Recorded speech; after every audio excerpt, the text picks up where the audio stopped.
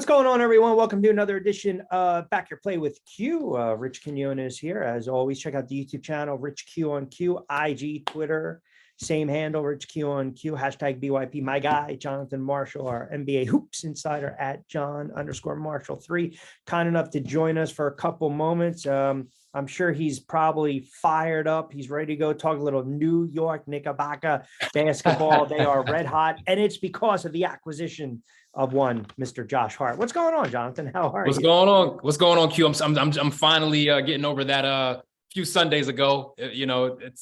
I've reached that point where it's like, you know what? It's over. It happened. Let it go. I haven't watched any. I probably will never watch a highlight from that game. Just to be, I probably won't. Never. It's funny you said that because there's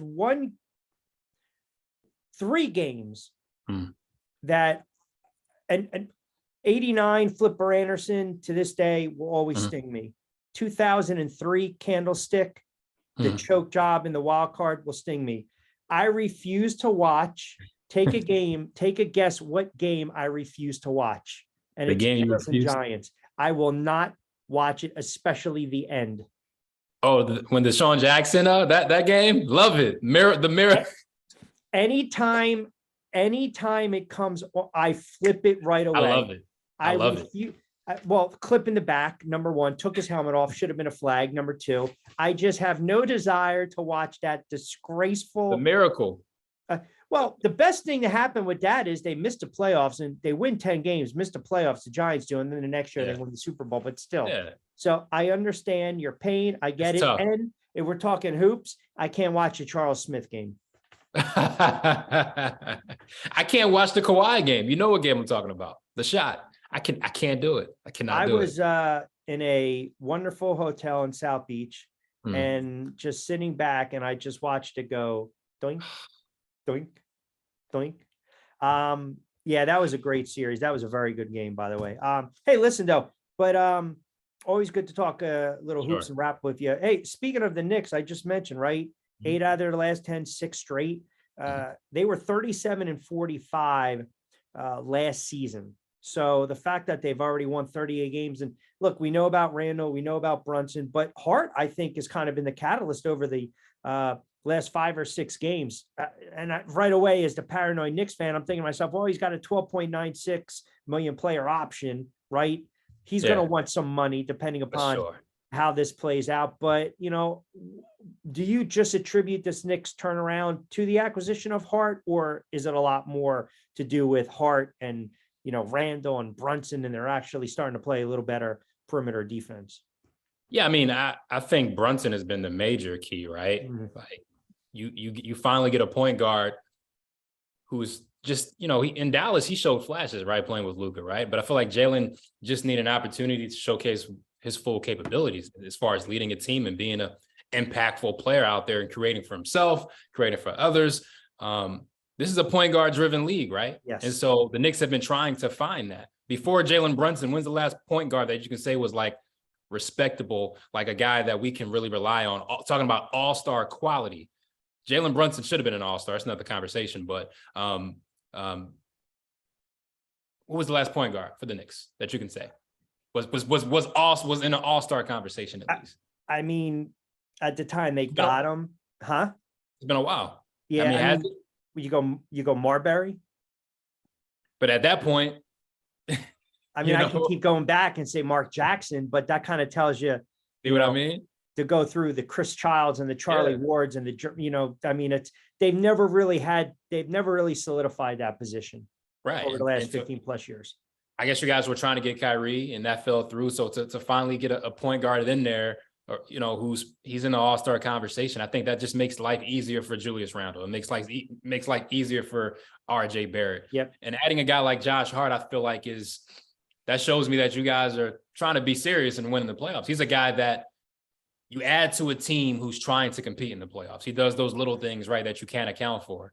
Those little things that are going to matter in a 7-game series, diving for loose balls, hustle rebounds, hustle plays. He'll make an impact all over the floor. And that's the mark of a team that is trying to compete in the playoffs. So that's what that Josh Hart acquisition told me. And you can't go wrong with Villanova guys, right? Brunson and Josh Hart, Mikal Bridges, DiVincenzo. Like, to me, this speaks of volumes about what Jay Wright did over there in Villanova and developing these guys. So the more Villanova guys, to me, you're serious about winning. I kind of like, too, Robinson's kind of quietly put together a nice little run here and there. I'm not going to say he's a walking double-double, but he'll give you 10 and 10, right? The team, I think you guys, the roster makes sense now, right? The roster construction makes sense. You have the big who can protect the rim, and he's athletic. You have a big in Julius Randle who can give you 20 and 30. You have the point guard. You have the backup point guard and quickly. You have Quentin Grimes, the developing two guard. You have the guy in Josh Hart who's just going to do the dirty things to win you games. So the roster, to me, this is a respectable roster. Like, in the past years, I love to joke about the Knicks, right? But I can't. Like, the roster makes sense. Like, this is a legit NBA playoff roster. Yeah, it was. Listen, that's a big win against the Boston Celtics. Yeah, the other night, and they just didn't win a close game. They won by 15. And of course, Boston had the big win against the Sixers, and then the Sixers followed up with a rough loss against Miami, which I think anytime you play Butler, he's going to remind you in that you should have kept him. I mean, that's who Jimmy Butler is, right? I love that about him. Man, the argument's always going to be with the Sixers in those close games. This is when you need Embiid to be planted on the low block, right? And then in some of the blowout games, we're okay with Embiid in the perimeter shooting threes. I think it kind of goes deeper than that. If you're a Sixers fan, they're a talented roster. I feel as though we've talked about the head coach ad nauseum over the last several years, especially come playoff time. But I also still believe they're too Embiid centric with the offense, right? If all else fails, give it to him. And it's almost like a poor man's version of the Bulls isolation ball, where getting into number 23's hands. Now, Harden's doing what he needs to do. And I think Maxey has, had a steady season. We already know where we're at with Harris, so it's going to be a hit or miss. I don't see a ton coming off the bench. I can't figure them out, if that makes sense. Like, I'm wondering, what Sixers team am I going to see on a nightly basis? I'll figure them out, Q. Like, this is the same team that we've seen the last few years. Second round, they're going to get bounced again. Second round ceiling. Like, Boston, Milwaukee, we can agree at the top two teams in the East, right? No doubt. What do those teams have, right? They have championship level experience. They've made those runs, right? We've seen those teams actually go through a complete playoff run and make a championship run. The Celtics were a couple wins away. The Bucks actually won a championship. So boom. Yep. We've seen Boston, Milwaukee actually do it. Number two, they have a complete team. Look at Boston's bench, Milwaukee's bench. These guys like picking up Jay Crowder, Joe Ingles. Boston has 3 legit point guards and Marcus Smart, Derek White, and Malcolm Brogdon. The Sixers, really, after Harden, who's their legit point guard? To me, that's a bigger weakness to me. Like, I don't think there's another secondary ball handler, and a guy, not just a ball handler, but a guy that can actually get guys in their spots and orchestrate that offense when things get a little out of hand, when we're losing our lead, let's reel it back in. They don't have that leadership out there on the court. And create shots too. And so Embiid had 40 points. Amazing, right? Harden does what he does. It's that third piece. I don't know what I'm going to get from Tobias Harris. Maxey, I think his confidence is fluctuating because of, getting benched now. I don't know what's going on with that. So it's like we question that third piece, that fourth piece. With Boston and Milwaukee, we know those guys are going to step up. Like, we just know it. And then the mental thing. I think Boston has a mental edge on Philly. I think Milwaukee has a mental edge on Philly. Just the little things when it comes to completing a basketball game. And Saturday was another example of that. Boston just showed you why they are the elite team. And Philly, there's levels to this. Philly is not at that Boston. They're just not. They're not. So I question a lot about their mental element, the mental toughness, and actually doing the small things and locking in a 7-game series against those teams. Because second round, you don't want to play the Knicks. You don't want to play Miami. I guarantee you it won't be easy. So they better figure it out. They better figure it out. When you say mental element that it's lacking, is that more from the players themselves, or is that something that has to come from the coach to coach them up? It's tricky, right? Because I guess the old saying is either it's in you or it's not, right? Like you gotta want it for yourself at the end of the day. Correct. Now, I think a coach has a part to play when reeling these guys in and getting them to focus. Like, can you command a huddle? You know, are the guys listening to him at this point? I don't know. So when it comes to that, I think it's definitely a good mixture. But at the end of the day, individually, those guys got to want it for themselves, right? They just have to. Yeah. Nobody on this roster, as far as, James Harden, what's his playoff history? We know what that is, right? Well, that's a major thing. This isn't a Philadelphia thing. That's been a Houston thing. That's been a James Harden thing. Yeah, James Like, Harden. you can go back in the history of Harden in the fourth quarter where he's had his 3 of 19 performances, even going back early on, younger James Harden with OKC. But yeah, again, it's that trust word we throw out. And you brought up a really good point when Maxey, he's a high energy player, right? And then all of a sudden you're bench now and you have to just mentally understand, I'm coming off the bench. I'm not getting the minutes. Maybe the shots are not going to be there for me, but I have to make use of my time when I'm out there. And if you neutralize Embiid, I don't trust Harden in the big spot. So now you've got Harris, who's inconsistent. You don't have a ton of depth. And then you've got Maxey, who right now is lacking confidence. How are you going to win a ball game in crunch time? There's as talent, like they're a talented team because of Embiid and Harden and Maxey, right? But underneath that, what do we have? A bunch of one-dimensional guys. That's it. Niang cannot play defense. No. Then Anthony Melton, I love his hustle and what he brings to the floor, but offensively, he's not going to explode for 20 and 30. He's limited. Derek White can do that. Malcolm Brogdon can do that, right? Like Jay Crowder can knock down some wide open shots. Joe Ingles can knock down some shots. Chris Middleton, we know what he can do when he's fully healthy. Grayson Allen can knock down shots. Like, I'm just naming names that you can trust on these playoff teams, these teams that have made these runs. And so I think Philly is lacking in some major areas when comparing it to the upper echelon of Boston and Milwaukee. Third team in the East, yes, sure, of course. But we're talking about Milwaukee and Boston. These are proven teams. Like, they're proven. They are. They just are. And I cannot put Philly in that elite category. I just can't. So they have to prove me wrong. They have to. Which, get to the Eastern Conference Finals. I mean, honestly, or I would say get to the NBA Finals, because you probably have to get through either Boston and or Milwaukee. So I don't see it. No, either do I. I said this I think a year or so ago. I think the window's shut. Again, we'll see what happens, come spring. You got Durant tonight soon up for the Suns. They're laying 10 against a Hornets team that's won 5 straight after dropping 7 in a row. All of a sudden, they're feeling pretty good about themselves. They just covered the other night against Detroit. What I guess are the realistic expectations now for Phoenix? Do you think it'll take 4, 5, 6 games for Durant to get acclimated into the offense?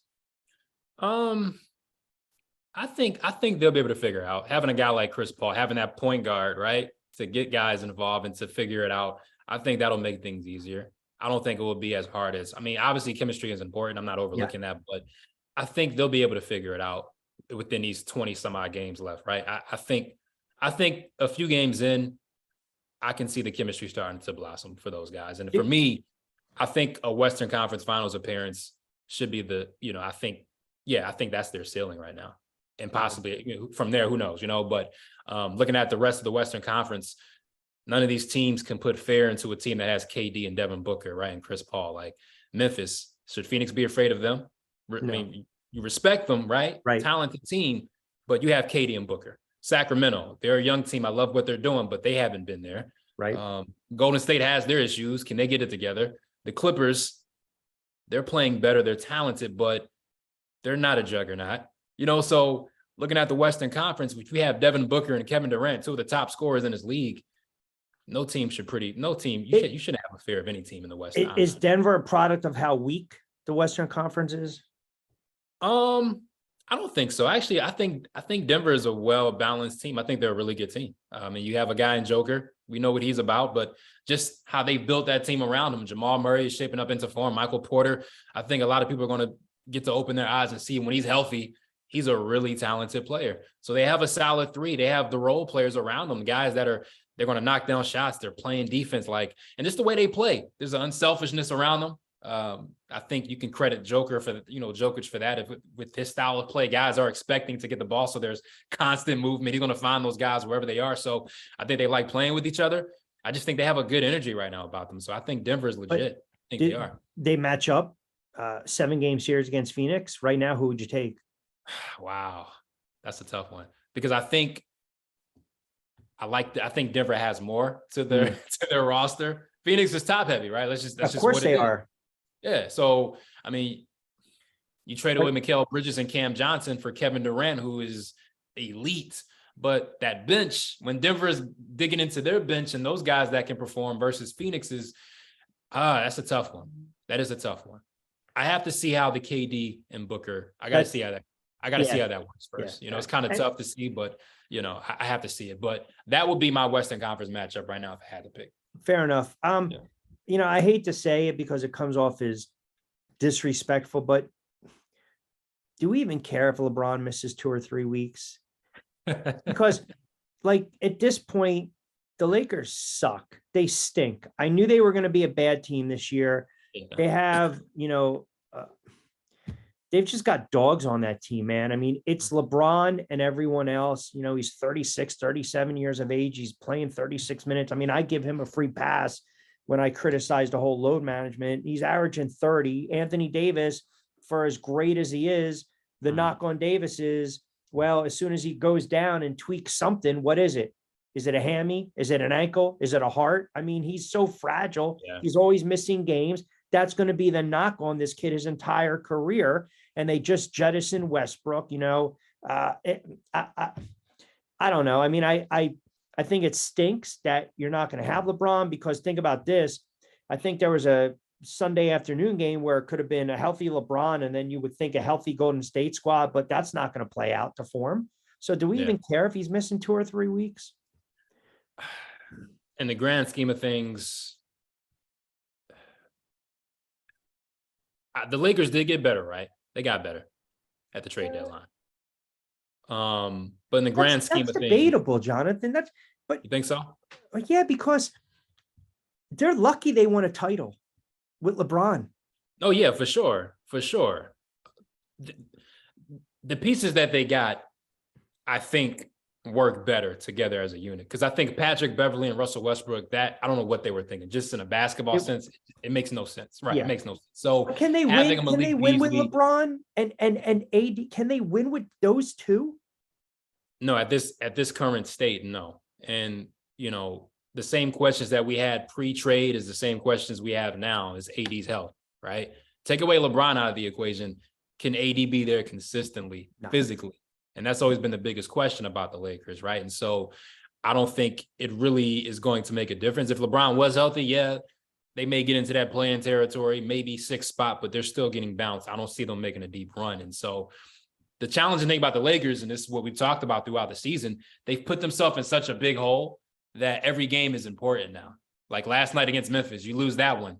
They lost an opportunity to maybe get into the play-in territory, right? And so every loss isn't just a loss. Like a loss may take you back a couple, might equal 2 losses at this point. And so they did by being in such a tough hole, they were just left scrambling, right? And that's what they're doing now. And I just don't trust it. And now AD's going to have to be relied on to be that guy again. And I don't know, he fell on the floor against Memphis last night and kind of came up hobbling. That's every game though. So they're the Lakers, it's LeBron, so people are going to talk about it, but I don't think they stack up with the top 3, top 4 teams in the Western Conference. They would get waxed. Yeah, by the way, Davis is already 29 years old. He's been around for a minute. Yeah. Been around for a minute. Yeah, almost 6-7 years with New Orleans, and the last 4 with the Lakers. All right, listen. Lastly, before I let you get out of here, where are you at with this whole load management debate? Because I mentioned this last week on BYP, where, and again, I know this young and old school, right? But if you go when the NBA was the heyday in the 80s, Magic, Bird, McHale, Parrish, Jordan, Isaiah Thomas, Dumars, Patrick Ewing, Barkley. These guys are not taking nights off. And my argument with people was these guys now have so much more at their disposal, right? You're talking the best hotels, the private jets, the best health and nutrition. They're making hundreds of millions of dollars now because with these max contracts. And I blame Pop for this from years ago, because every time San Antonio would get 53, 54, 55 wins, they would shut it down for the final 3 weeks. Ginobili, Parker, and especially Duncan. So taking a night off here and there, okay, but I can't play back-to-backs, or it's a long trip, West Coast. I don't want to hear that anymore. Like, if you can't play 82 games, even if the NBA season is long with the playoffs and you're playing 7-game series, all I know is back in the day, those series were going 6 or 7 games, man. They were not sweeps. And they were physical games. You're 88-81, Indiana, New York, Miami, the Bulls, Detroit, over in the Western Conference, the Lakers, the Suns, the Spurs. I mean, they were nasty conferences, or nasty playoffs here. But these guys were playing 78, 79, 80. Now it's like you say, I don't want to play. And then from a gambling standpoint, how can you even think about betting on some of these games? Because you want to put a bet, and all of a sudden it's a witching hour. LeBron's out tonight. Yeah. Well, even as a fan standpoint, right? Like, that's the big thing from the fan standpoint. That sucks. Because sometimes you don't know until tip off. That's hard. Like, you're spending all this money on the tickets, parking, concessions, merchandise, whatever, anything. That's a lot of money. It adds up, right? And so you don't know if LeBron's going to be there or if Embiid is going to be. You don't know. And so, I mean, my favorite player of all time is Allen Iverson, and load management would never be in the conversation with him. He played through so much. Mention him. So, I mean, Kobe Bryant, right? The things that he's played through. So, even you don't have to go too far back. Even that era of players that I grew up watching, they never sat out unless it was released. And if a player sat out, you knew it was really, really serious. Like, they played through a twisted ankle, like a sprained ankle, you're playing through it, right? Isaiah Thomas scored 21 in the fourth quarter with one leg. Right. Against the Lakers in 88. It's a total, like you said, the Spurs definitely started this movement. It's a total culture shift. And I think it's not only the players, it's training staffs, it's front offices, right?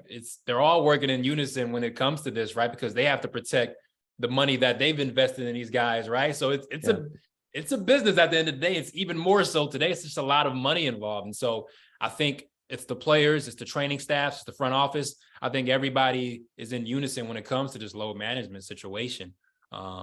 It's a tough one, but I don't, will it change? I don't know. The way it's going right now, I can't see that right. It's horrible. Now, the players have a lot of control. There's a lot of money going on right now. So I don't know. The NBA is you want to define a players league. Yeah. The NBA is a players league. The NBA is, I don't like this head coach. Head coach gets fired. The NFL, deal with it. Or you get traded, or you want to force your way out. It's definitely Bush League. He is, of course, Jonathan Marshall at John_Marshall3, and of course, our NBA insider, sports reporter, anchor for WMUR in balmy 40 degrees today, New Hampshire. Whew. Weather's brutal, man. It was like 60 the other day, and then it was 35, and then 40, and it's just it's depressing. We have to get through March Madness, which we're going to hit on some college. I'm excited, Q. Let's talk some college ball. Let's go. That's next week. We got a lot. I love it. I didn't realize there's like 10 teams I've been researching that have like 7 guards on their squad. Like that's March Madness is it's always guard heavy. Yeah. USC, Arizona, UCLA. I guess the one caveat to that is Purdue. They got the walking double-double and the big man, the player of the year.